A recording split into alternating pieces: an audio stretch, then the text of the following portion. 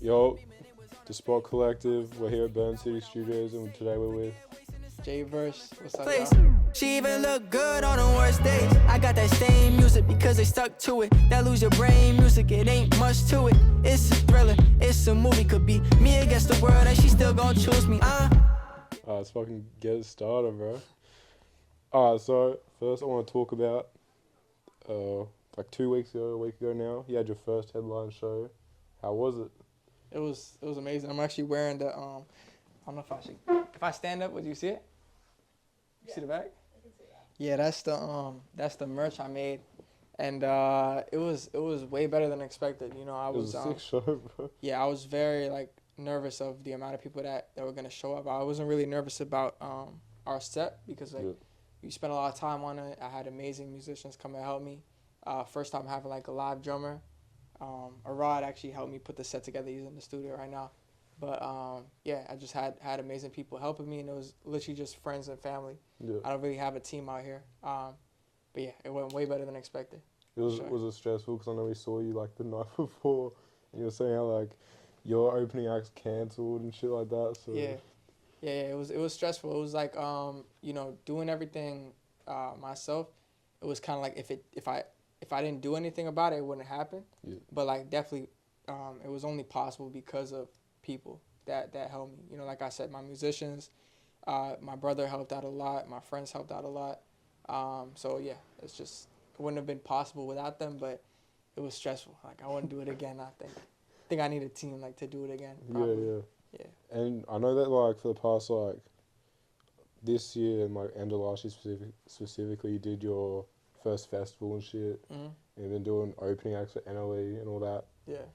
What was it like to finally put on your own show that everyone knew the lyrics to, and you had a crowd sing with you and had the lights out and shit? Cause It was amazing. It was like I can't even describe it in the words because when I came down, I really just like I had to find a new opening act and stuff. I was meant to have Tech on there, but yeah, they came through and they brought people in front. But what I saw like from their act was the amount of people that were there. I thought that's it. You know, okay, like that's who I'm performing to. I already had that in my mind.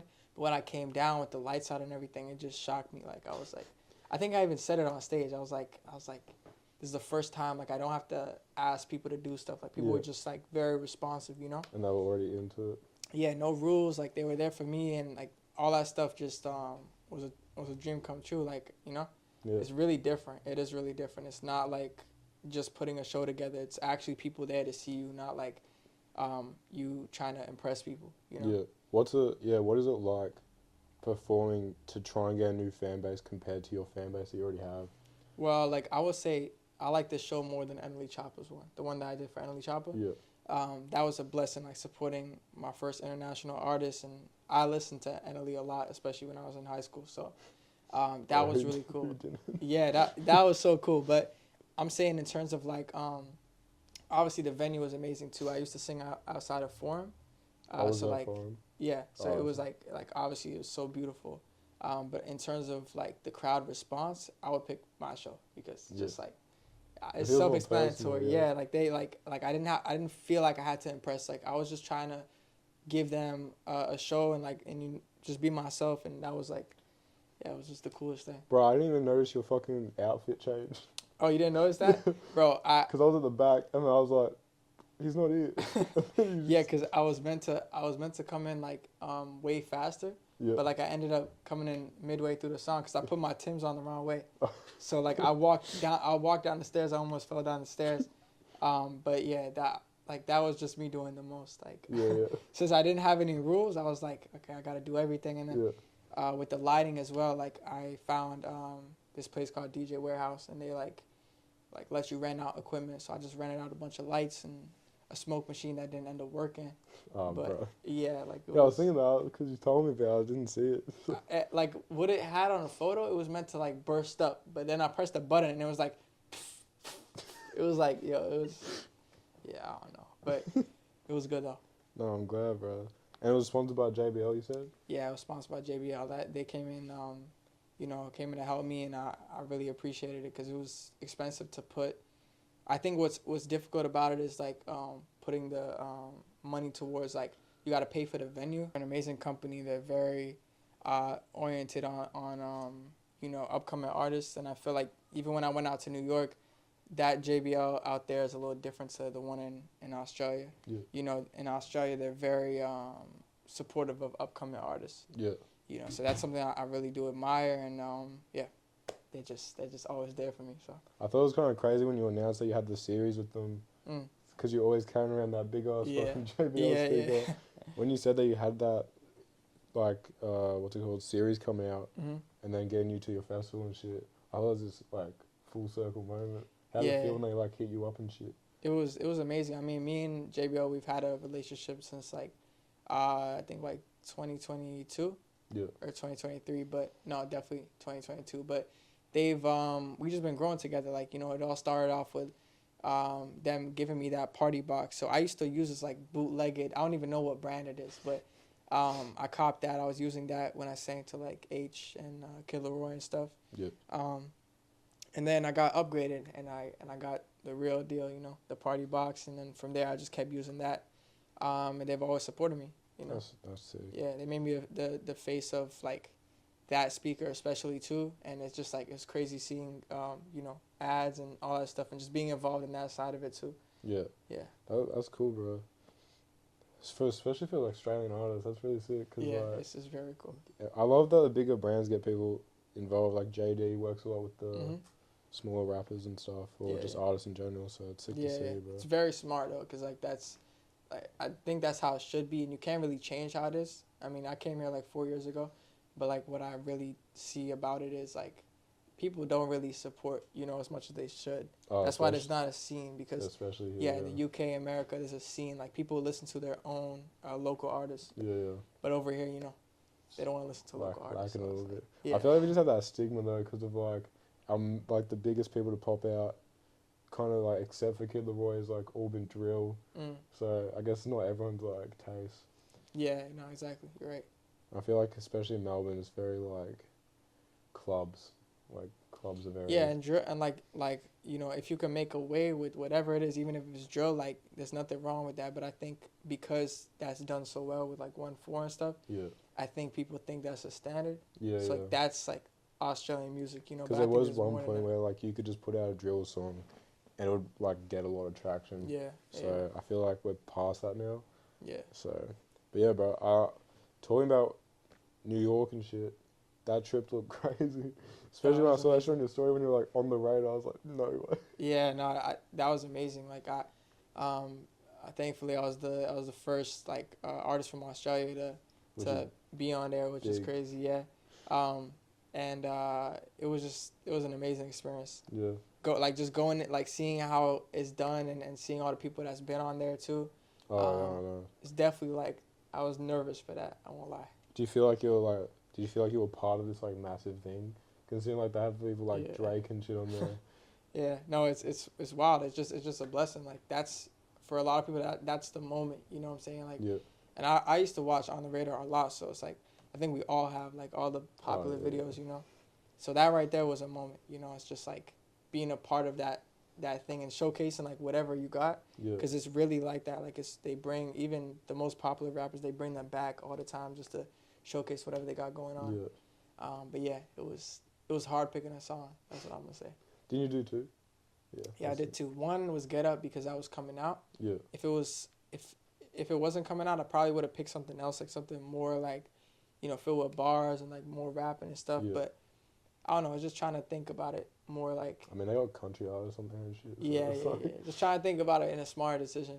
You know, like just because like I don't want to like promote stuff that's not out. You know. Yeah. No, that's fair. I think that's smart. People be doing that too much now, like teasing shit for like 8 months or something, and then. There's just no point anymore. Like if I want something to do well, I just gotta be a little bit strategic. You know. Yeah. I know people think it's just putting out music, but it really isn't. Like you gotta, at least if you don't make 30 videos to your song, you didn't give it the chance to blow up. You know. You gotta do all the content stuff, and I feel like people don't like it. Because people talk about it a lot, and it's like I think artists forget that it is a business. What are your thoughts on that? Did you have to like ever adjust to the business side? Yeah, definitely. Like it's not just making music. It's writing. You know, writing stuff up. It's about planning. You know, like there's a lot that goes into it. Like, pitching. You got to learn how to talk. You got to learn how to communicate Yeah. and be organized as well. Cause there's just a lot. There's a lot that goes into it. It's not just being a musician anymore. Like before, it used to be just about music, but now it's about you got to have like everything. Got to be a personality. Exactly. Sell your personal brand and shit. I was also thinking like, because I know when you first came to Australia, you were talking about busking a lot and all that, and I know you like camp out and like perform these massive artists, and that's where you got some of like the most viral videos and shit. Like, what gave you the idea to even do that? That's such a hard question because like honestly, I think it was for J1, and like he came to the studio that I was working at like for a whole summer. So, I kept going to. It was part of like this nightclub, and I would go work out of there because I was signed to their label at the time. So like when he came through, I won't even lie to you. I don't really listen to UK music that much, so I knew one of his songs, but I wasn't like going because it's like I have to meet him. It was more the fact like no way like something happens, and like I'm not there, but I'm there like every single day. But the one day I'm not there, something happens, Yeah. So that just didn't sit right with me. So I went with my speaker and I just I tried to get inside. I found a way inside, and I just sang to them. I didn't have no one to film me, nothing. I didn't even think about putting it on YouTube or TikTok or whatever. I just thought about showing them my music. That's all really. Yeah, super. And then they recorded me, and then I got the footage from them. Oh. Yeah. So then I started thinking about like, okay, like recording does help. Yeah, it's good content. So I want to talk about go from busking, and then you like shut down Melbourne Central. How did that even come about? It's just another idea of like just trying to do something different. I guess it was also like the I forgot where I saw it, but it was like the whole reason where like if you can fake like you looking like a celebrity, or I forgot what the word is called. There's a word about it, like something effect.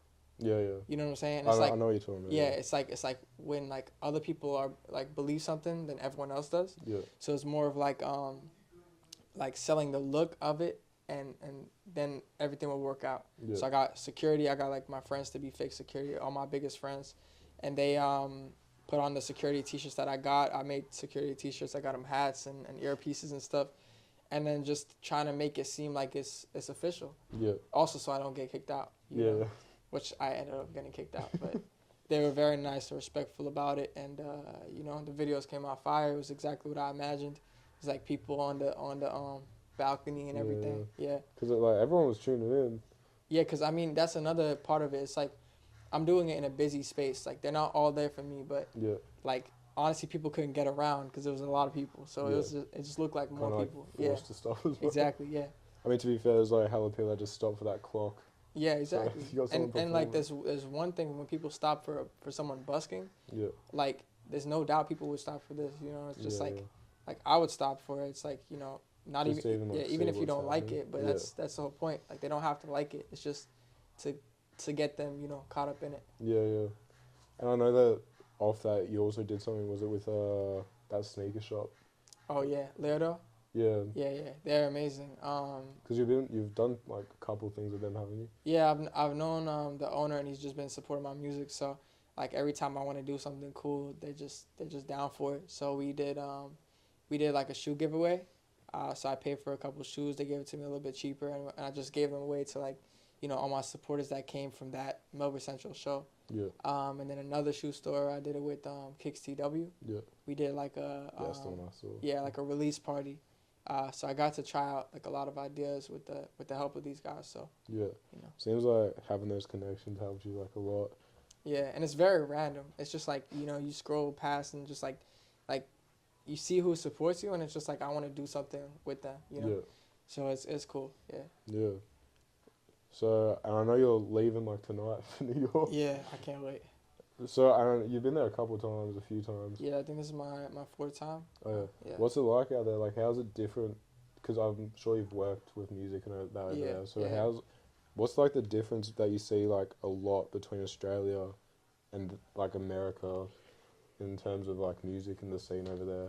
I would say it's pretty like a lot of people know the reasons, but I would say the different reasons is the fact that there's something on almost every night. You just gotta know where to find it, and you just gotta have an open mind. Yeah. And the people who want to learn, if you go to New York and you actually try and learn and have an open mind, you'll learn a lot. You know, you end up taking a lot from people and you'll have a really good time. But if you're just very shy, it's not gonna work. You know, I was there for like a week and experienced it a little bit different to how I usually experience it. Like when I go, it's more like finding stuff to do, but this time I actually had stuff lined up. Yeah. Because I saw that you were working with like a bunch of like of those content creators that walk up and be like, "Oh, you Jverse," or yeah, and that's because I got a team out there, and they're just very they're just on it. They're very connected. So, you know, it's definitely different this time. Like that time I went, it was very, very different. Yeah. So yeah, I mess with it. Are you going for like a longer period this time? Yeah, this time I'm gonna go for a couple months just so I could really like. This time I'm gonna go for longer so I could really like. I'm trying to work on artist development. I feel like nowadays it's not like artist development is looked like over. You know, it's just not really. It's not really taken serious anymore. What do you mean by that specifically? Like before, like for example, R&B artists like Amarion, like Chris Brown, like they used to be working on their voice for years. You know, like put in like in boot camps. Like that's all they did. You know, run on treadmills, learn breath control, like. You know, like really, really learn about everything, and even classical music, gospel music. Yeah. So I just want to go back and like learn about music. You know, like music theory, all the stuff that I put aside. Like I used to do choir. I used to do like a lot of stuff, and I put it all aside. I'm like, I don't need music theory. I'm gonna be a rapper. Yeah. But I don't want to be a rapper anymore. You know what I'm saying? That was just like Because I've noticed that you kind of switch to the more like melodics or singing. Yeah, I wanna be an artist. Like I don't wanna. In the beginning, I started off singing. I used to like Bruno Mars. I listened to rock. I listened to everything, you know? Yeah. That's how I was in the beginning. And then I got lost during like quarantine. I listened to a lot of rap, which is good. It like inspired me a lot. But it just taught me about like, you know, where I want to be as an artist. Yeah. I think that's what it is, just a path that you walk on. Yeah, because there's a lot, like there's levels to it. Like the day I realized that there's levels to it, like I really like, I was shocked because like different artists, I'm not going to name artists because that'd be crazy, but there's different levels to things. You know, there's a reason why someone could sell at an arena and like stadiums to why someone could sell at a venue to why someone can't even do a show in their own city, you know? Yeah.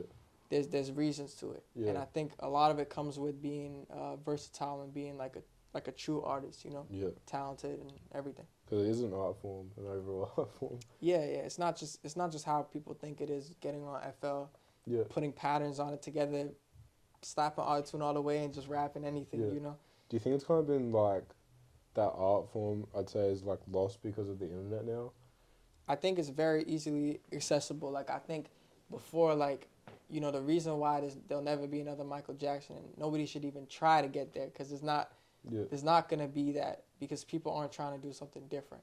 And I'm not saying someone's going to come out with something different, but we just have to come out with something more like reformed and original instead of copying your friend that's making music or copying like one of these new artists that just blew up. You know, I think we should go back even more. Like look at who like your favorite artist's favorite artist is. You know what I'm saying? Just be more inspired by like old school stuff. There's a reason why it's generational music. Like those old school like superstars. Yeah, exactly. And I'm not saying we got to bring the old schoolness back because like, you know, people do try to bring like Y2K back and stuff, and it's hard, but it'll just never be the same as the 2000s, you know? So I think it's just about coming up with something new that's original. Yeah. Yeah. And I think we just got to talk about new music coming out, because I know you haven't put out some shit that you were singing when we've linked to like JYG and shit. Mm-hmm. So what do you got coming out, bro? I got a new song called Remind Me. It's coming out 16th of this month, so like literally next week. And then I'm dropping every month. So yeah.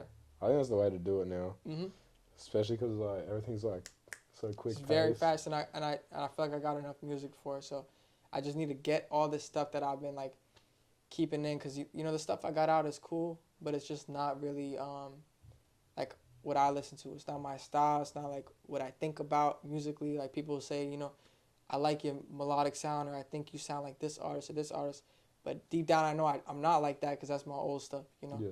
So I saw a lot of people commenting on your shit saying, like, Jverse finally found his sound and shit. Yeah. When I think it was with the Get Up or the one that you're releasing. Yeah. What did yeah. you like think about that? Well, it's very flattering. Like, I don't think I found my sound yet, but it's definitely closer. You know, it's not like how it was before. But this next one I got a song coming out.